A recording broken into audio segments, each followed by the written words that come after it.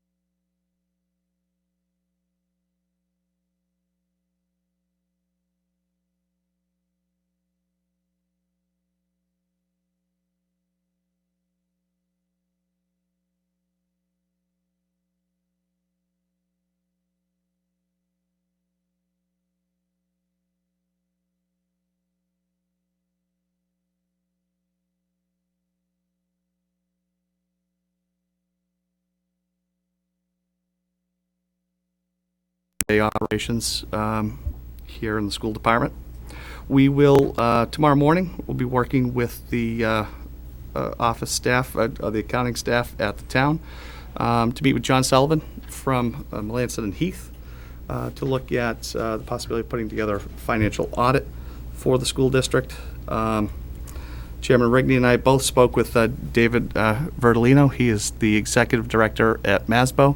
That's the Association for School Business Administrators here in Massachusetts. Mr. Verdolino is new to the position and had a nice conversation with him. He's a CPA and an auditor by trade. We spoke to him about the possibility of having some of their folks come in and do a fiscal review from the managerial piece. And what they would do is, they've done about 50 of these across the Commonwealth, and some districts look proactively in terms of tweaking their systems. For us, we're looking for in some immediate suggestions. They would be doing a complete system review of the systems of the finance department and benchmark them against best practices across the Commonwealth. In terms of, so that's where we are in terms of going forward. Nothing has changed since I was at the FinCom last Thursday in terms of talking about numbers and so forth. Thank you. Looking at where we are with respect to our numbers, as of 10/9 on Thursday, we look at like our shortfall is $532,934.19. Those numbers had jibed with those of the town accountant. Again, we're still looking at are there any more invoices and so forth. So we will we'll be looking at those again over the next few days and working across departments.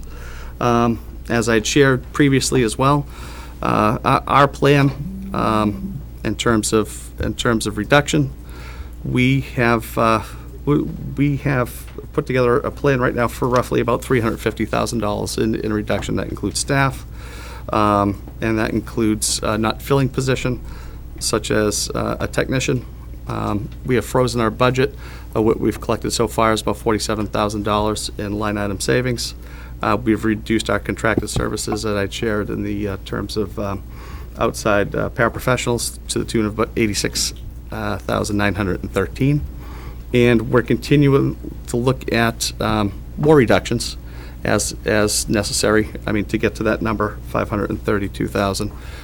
We have a meeting with the school committee next week, so I need to be working with them regarding their thoughts in terms of in terms of utilization of monies, perhaps, or revolving funds, or other reductions. Also, too, at our Finance Committee meeting, I was interested in the proposal that the town manager had, and I know that's on the agenda as well, in terms of potentially accessing some money, particularly with invoices and purchase orders that recently came to light to the tune of about $114,000 that are from FY14 and that need to be paid through, my understanding, through town meeting.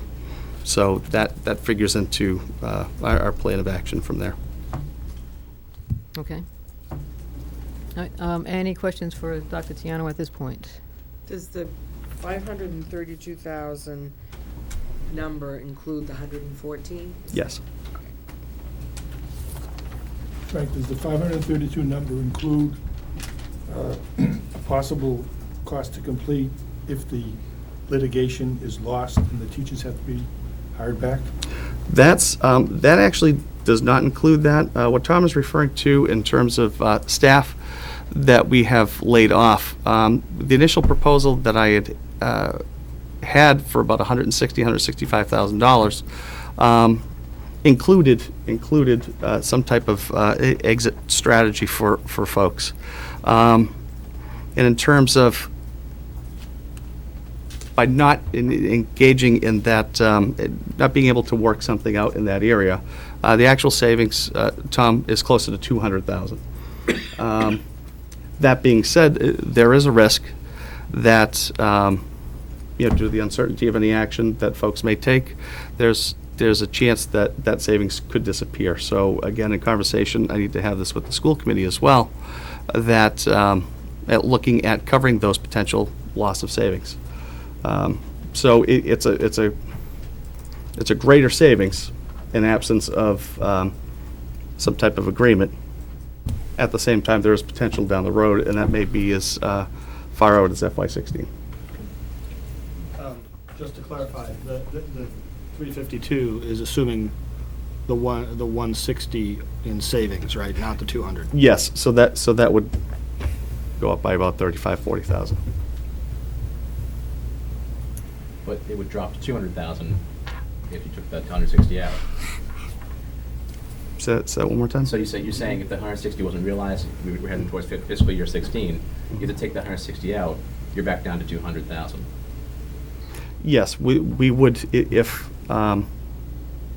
if that transpired and that didn't work in our favor. Can I add, are there insurance policies in place for, does the school have any sort of insurance policies in place for maybe the town, just for lawsuits, or insurance policy against financial mistakes? Is there any insurance policies that might protect us? The answer to the question is yes. We have a school board liability policy, much like we have a public officials liability policy and a police, liability policy. So the short answer to your question is yes. Thank you.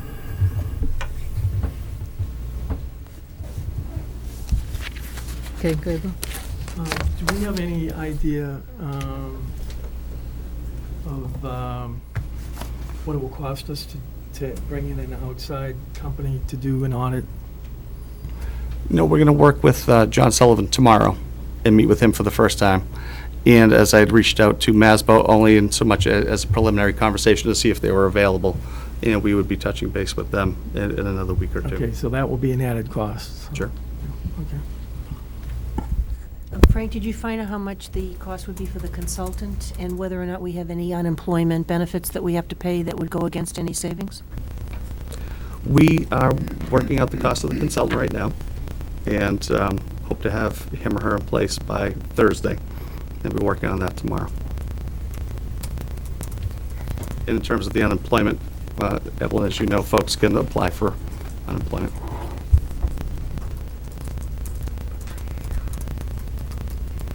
Okay, have some more questions, or? So the items that you itemized earlier in savings, Mhm. when will these be actually public? After your school committee meeting? Is this a verification after the school committee meets of these savings, or will there be additional savings that you want to wait to make public? I'll be sharing with the school committee on Tuesday, in some more detail than what I shared just now.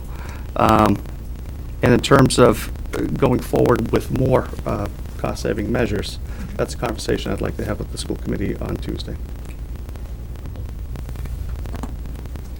Frank, are there any accounts within the budget that are still, as yet to be touched?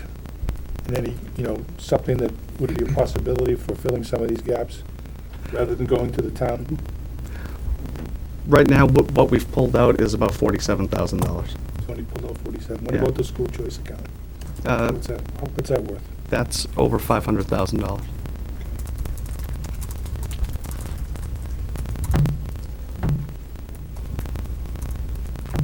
Okay, we'll turn it over to Paul now. I know you had made a presentation at the Finance Committee having to do with the available funds and also a proposal on a timeline for town meeting, if you could go over that. Yeah, good evening, everyone. Last week, we sort of information was moving, and we're nearing the commencement of the fall annual town meeting. I mean, it's starting this Monday evening, the 20th. Tomorrow night, I'm scheduled to have the town meeting information session. And, we knew that, as Frank said, the investigations are going. We're still looking to see if there are any other concerns. And so it occurred to me that looking at the constraints that we have, that perhaps we could relax the time constraint.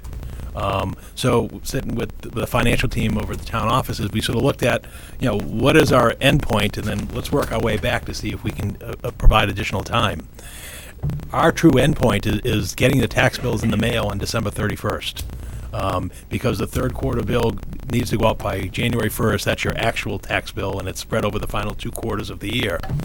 So going backwards from that date and realizing we need about 3 weeks to have the town's 20,000 bills processed and printed and so forth, and then the time that you need the Department of Revenue, once we're completed all our town meeting actions, to review the town's recap sheet, which is basically, as the name connotes, the recap of everything that's happened in the year, and then they approve the tax rate.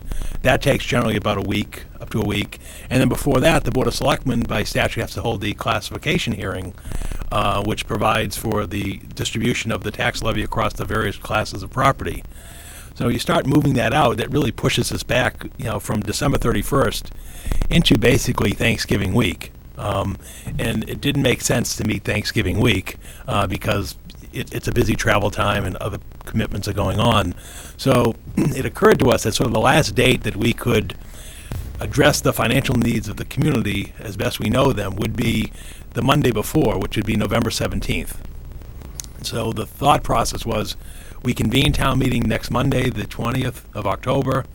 We address what would basically be the articles that the Board of Selectmen passed over are basically the non-major financial articles, which is the issues such as adjusting the budget for the current fiscal year, dealing with the capital request, dealing with free cash, reduce the tax levy or stabilization fund, those 5 articles. And also, we recognize that we need a special town meeting because in order to pay unpaid bills of a prior year, that needs to be voted by town meeting by a 9/10 vote.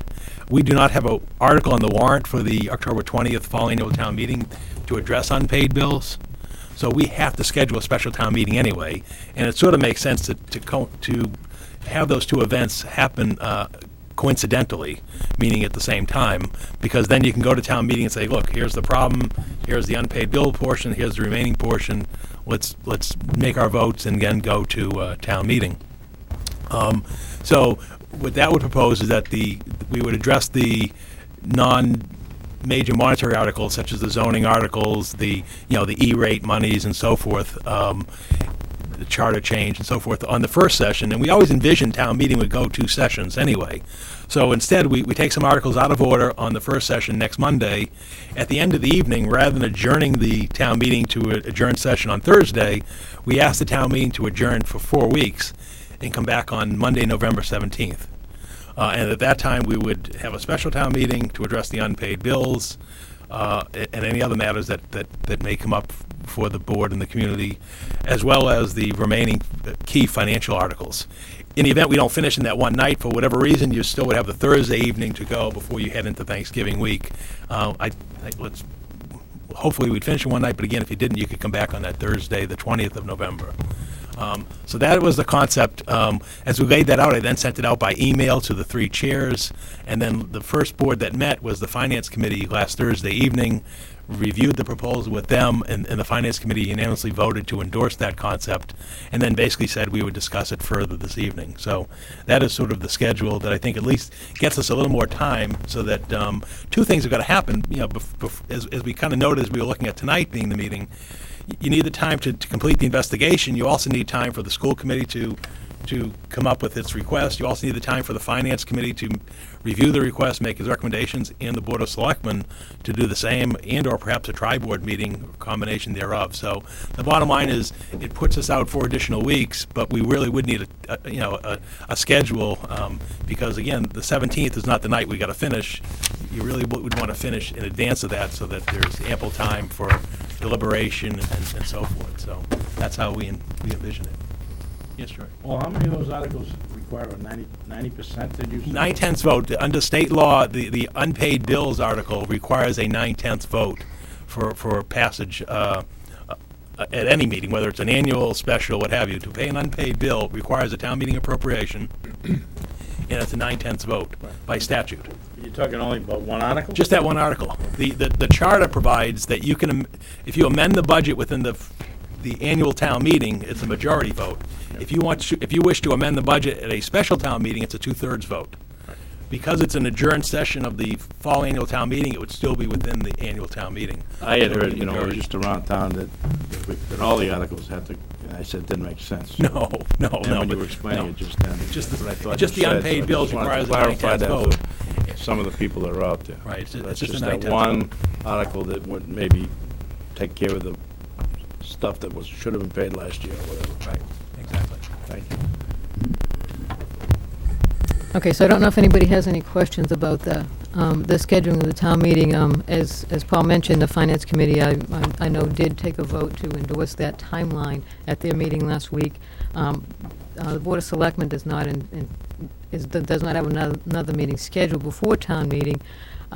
So I guess I would entertain a motion maybe of this entire tri-board to endorse that recommendation to follow that timeline. I think doing that, possibly our friends back here who are part of the media could get the word out so that people are aware of it before next Monday. It is coming up very quickly.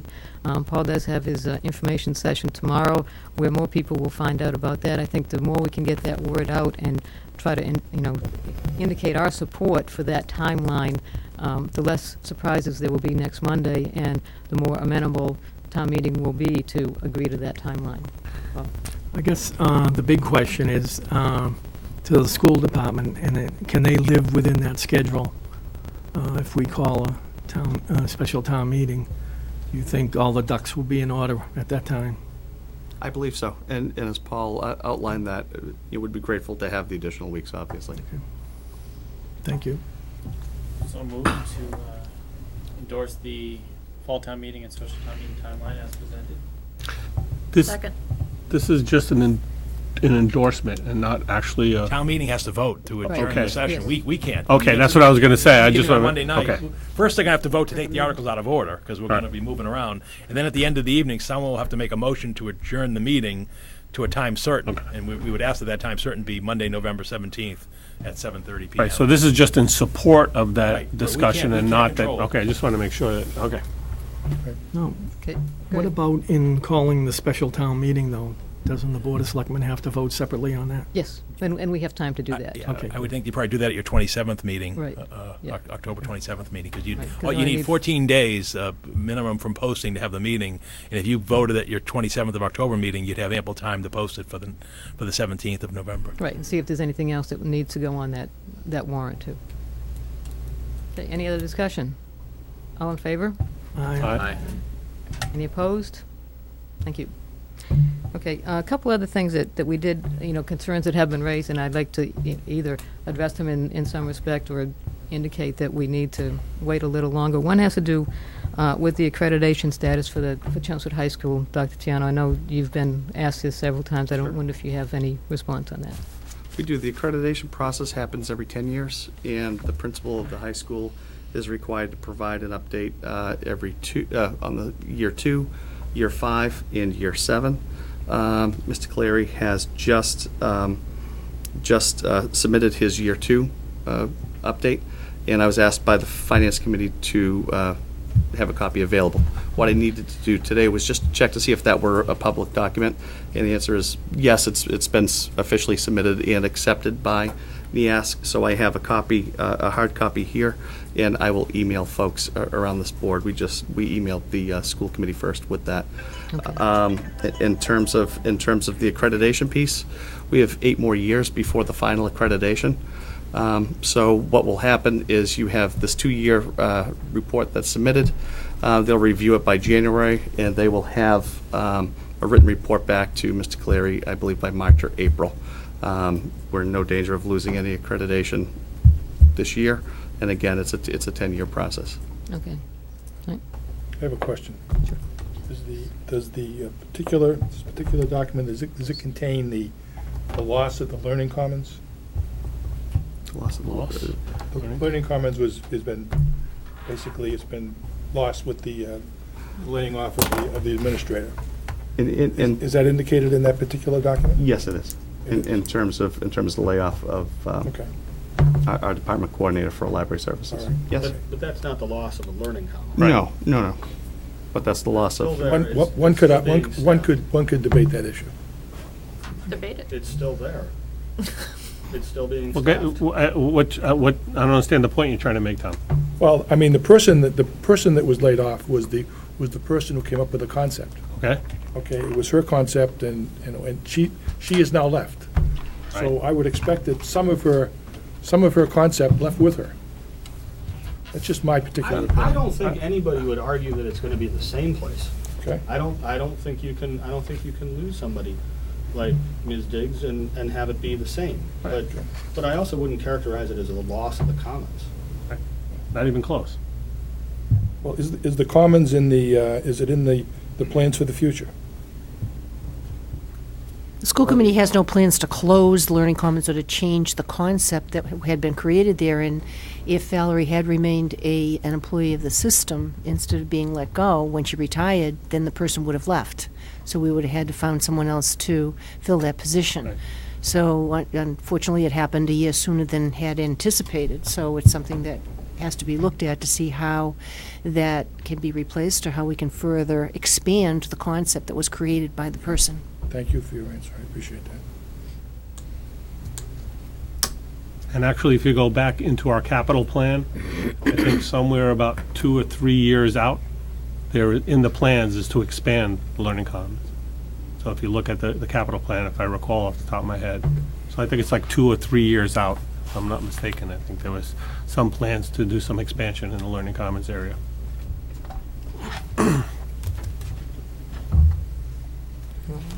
Paul has it right To there. the Learning Commons, has there been a change of hours or students allowed to access it after school? Because I think in the past, students, would use it after school. Has the hours changed, I guess, my question. No. I believe it's open till 4. I Just don't see it under the ice cap. there was something in there somewhere.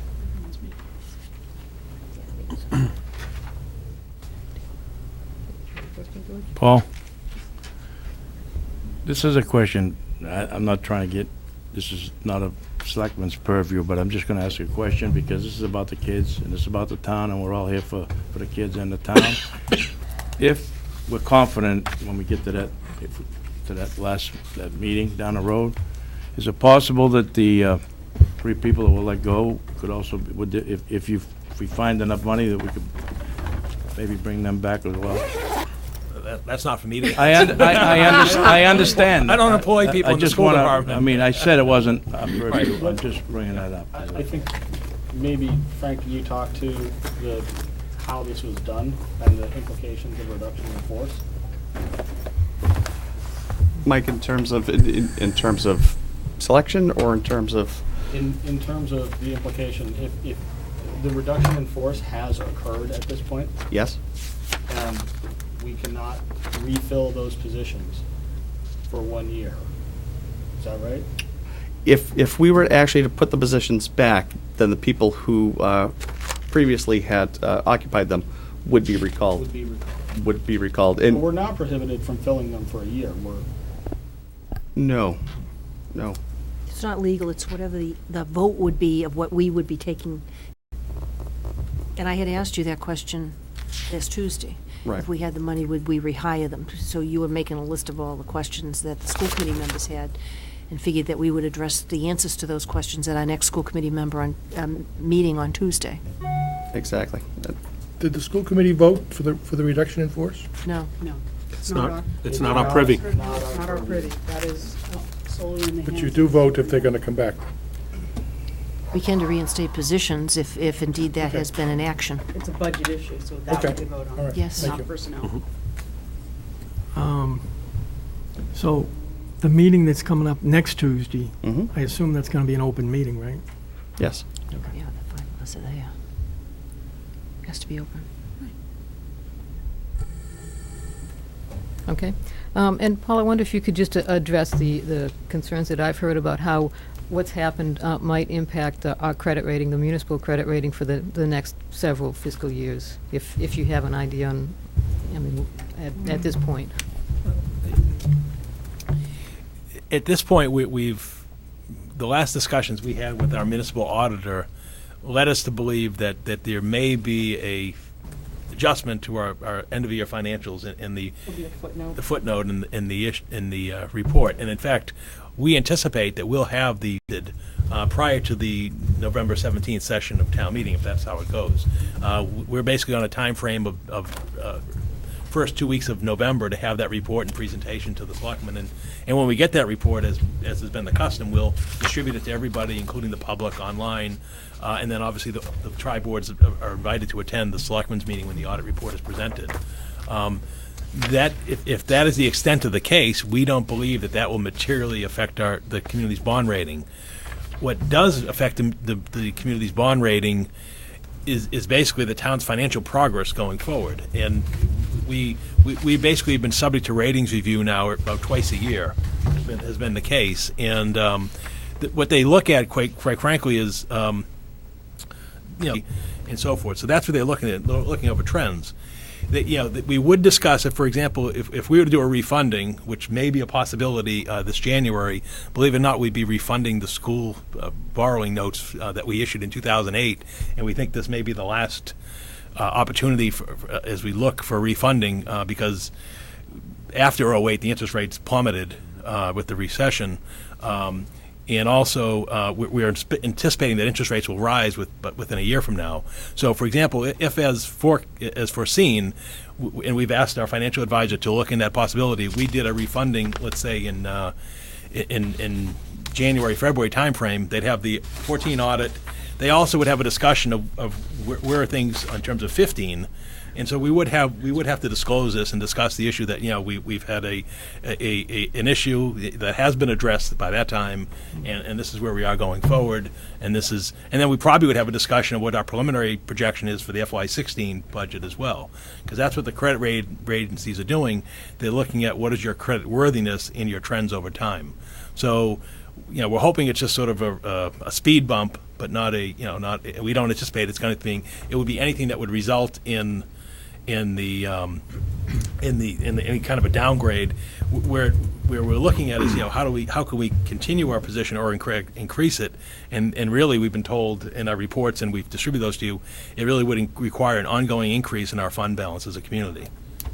And one of the key things that Standard & Poor's and others would look at would be like our level of reserves, how well we're managing those. Are they going the right way? Are they staying the same or increasing over time? Or are they starting to go down? And then if they start going down, that would cause alarm for some rating agencies. Paul, I would expect that the auditors would, in the management letter, would refer to this, wouldn't they? Believe it or not, though, the rating agencies don't spend the time looking at the management letters. They're looking at financials. And if you Right. look at a prospectus, they include the audited financials. They don't include the management letter. Oh, okay. So.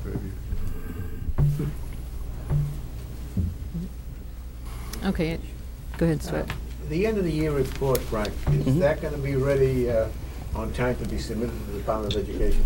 That's, we're going to be working, that's due October 31st. And you expect it to be submitted by October 31st? That's our plan. I have one more question. When we determine who the audit's going to be to do the audit for the financials, will the business manager who's now on paid administrative leave be available for questions? We'll be working with the audit firm tomorrow morning, Tom. We haven't gotten that far.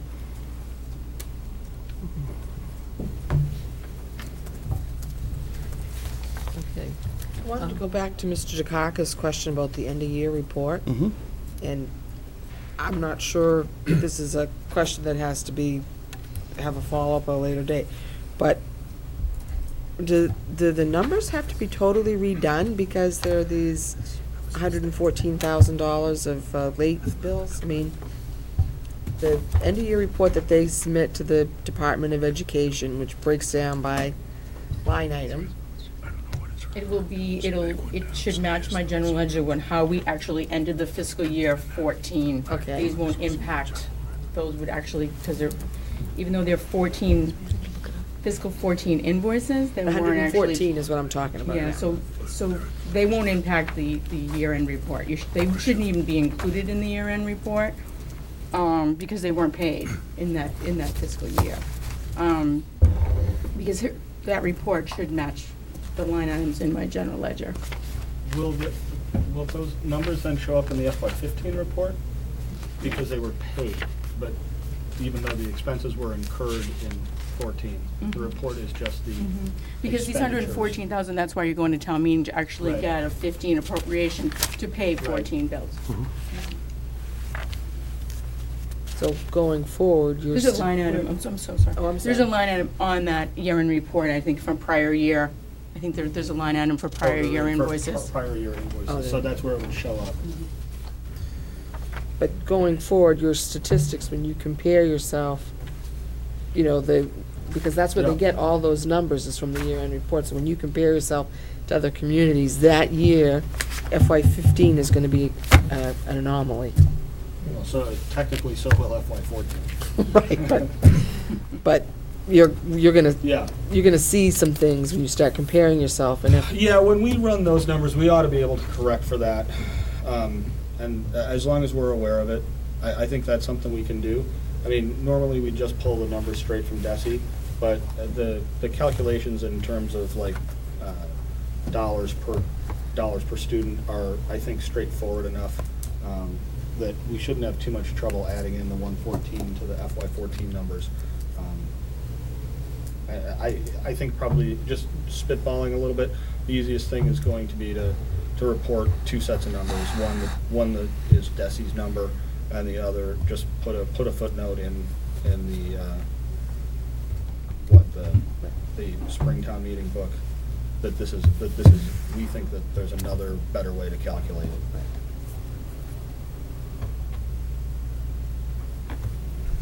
I have a quick question.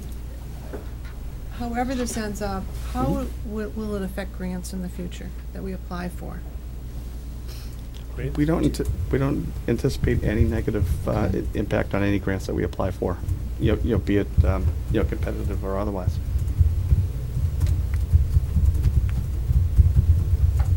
So the best thing we can do as a community is fix the problem as soon as possible. And hopefully the ramifications will be as small as possible, is the way I see it. Frank, do you have somebody to prepare that end of the year report? Yes.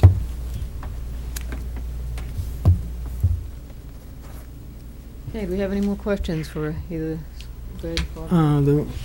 As far as what is the plan going forward for meetings between the school department and the municipal side, and finance for that matter? That's the municipal side, but is that something that's still premature to talk about, or have you spoken since the municipal side, since the finance committee, or what have you? What is there a plan? There's not a concrete plan in terms of, dates going forward. We'll be meeting tomorrow morning at 8:30, and I've already spoken to our counterparts at the town side several times in the past week, so I just foresee that as a fluid, ongoing conversation. I thought you were going at what's the plans for the boards to be meeting over the next few weeks, because, again, if we go back from the 17th, my sense would be is if the school committee and department sort of had their number and their request and also their consideration of their funding sources that first week of November, then that would leave that second week, which is the week before the November 17th week, for the finance committee and selectmen. I mean, for example, the selectmen are meeting on November 10th, which would be the time for the selectmen to consider something, and I imagine the finance committee could schedule a meeting, that week, probably the Thursday, the 13th or something. The difficulty is that prior week is that Tuesday's the election day. Right. So I know the school committee will have to work around it, so, you sort of, but I thought maybe that's where you were going, is in terms of where are we in terms of coming to because I think it's going to help. I mean, the concern I have is it would be very helpful to coming into town meeting for the request, let's say it is on the 17th of November, if there's a consensus, if not unanimity, amongst the boards and the officials on this is the request, this is how we're going forward. If we go in there with disparate views, then I think it's really could be very. I think the first time very difficult. There might be questions. Right. As much as Moderator Curlin will try to curb them, I'm sure, but I'm sure there's going to be a lot of questions from people that haven't been in this room with us. So. Right. That's all I was asking. Sorry, just to follow on that, Pat, you guys are meeting on the 10th, is that right? That's a scheduled meeting. Then you'll make your recommendations then? All right, because the meeting we have scheduled before that. You're meeting on election night? Okay. Yeah. Okay, I guess you can. None of us are running for anything. We vote early and often. Okay. It's just a busy night. Yeah, Wouldn't be the so we're first gonna we'll have to take a look at that and see if that's a full 2 weeks before the 17th. So we're gonna have to make allowances for that, and I'll just ask you guys to keep your schedules open. But it sounds like we need to, you'd like us, it sounds like, to make some kind of recommendation before the 10th. We would So that- definitely like to know so what the you have plan that is. in- Yeah. Yeah, it would be nice. Which, I think the school administration and the town will be working on coming together with that anyway. So I don't know that the school committee needs to present it to us. Somebody will present it to us.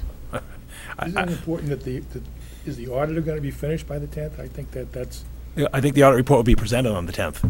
The town audit report. Oh, the town not audit. our- Your not audit ours. report. Town Oh, audit, I don't know when, I don't know when the other audit will be done. Yeah, Right, you can't confuse the audits. We'll know more after tomorrow morning, but if I had to guess, Probably not. the full-blown school side audit is not gonna be ready at that point. No. That doesn't mean that we're not gonna be putting all the resources we have on getting a full accounting of what we do know. You could But also, that's obviously- That's obviously job one. Well, I mean, at some point, I think you have to think that if there were significant bills that were still unaccounted for anywhere in the system, we'd we'd know by not then. only be able to find them here, but you'd think we'd be hearing about them from the vendors. Yeah. Right. Right. So, you know, you never say never, but if you keep plugging away, your certainty starts to go up that you have. I'm sorry. I think you get a higher degree of confidence in what you're working with. Optimism will reign. Hopefully informed optimism, yeah. There you go. Maybe there also, when you talk to the consultant and the auditor, or the person you may want hire, is to ask them at a certain point if you could have a midway report, a preliminary assessment, any number of things, so that you get we can get a view of where it's headed, if there's anything blatant that's come out. Because if anything is really out there, it should jump at them immediately. And so if there's something like that, we'll know about that sooner than later. So that's, if we have status reports as we go along, I think that will also help people, to assure people that, you know, something's happening and it's going in a positive direction, instead of all the speculation that continues to run rampant with the people in the town, you know, not knowing, you know, misinformation, you know, it just goes on and on. With regard to that. So it's something to ask them if that's something that they can do when you do meet with them. Sure. Right, and I think the more information that's shared, and as frequently, is better, obviously. I mean, but we don't necessarily need to have a meeting like this every week or every few days, but on the other hand, we don't want to wait until November 10th for us to get that information to make an informed decision. So, and I'm sure that you'll keep us updated on that. Yes, we will. I just have a question. I'm wondering if it would be a good idea to send a notice out to the town meeting reps of what we voted tonight in relation to October 20th and November 17th. So again, they would understand what's happening firsthand.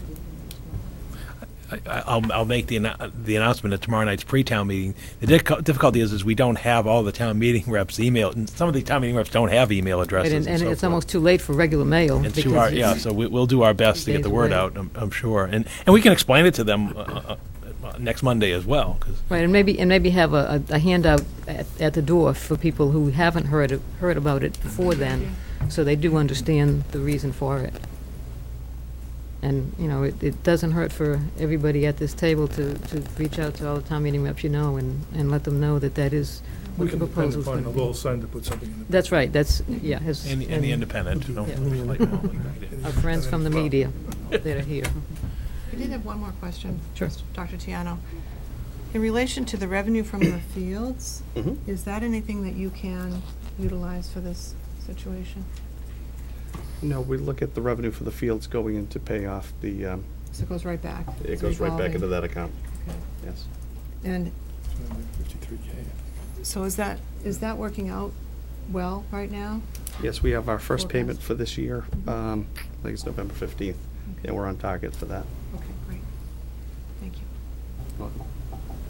Have the vendors been notified, the ones of unpaid bills, that we're working towards paying them? Because of the timeline that was involved with when they actually invoiced us and the fact they haven't received any funds yet? And then, whose responsibility is that? What are you going to tell them? And, you know, how, you know, what's that process look like? Do we know? Instead of having them all calling every so often the town treasurer, or they're calling our business office, or we have collection agencies maybe getting in the queue here, if we notify the vendors that are on those invoices, you know, some kind of information we can share with them, it might be a good relationship that we have with them to try to continue that for the future.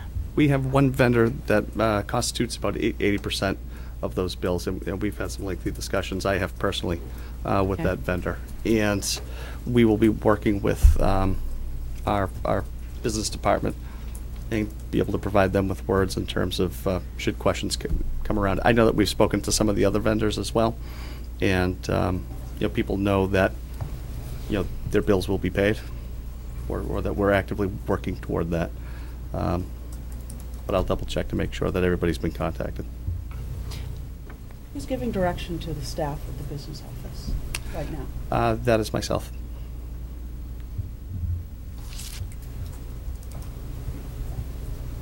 Okay, any other questions from anyone?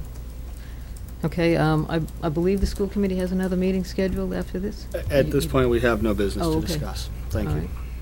right. Then I will entertain a motion to adjourn. Move to adjourn. Second. All in favor? Aye. Thank you very much.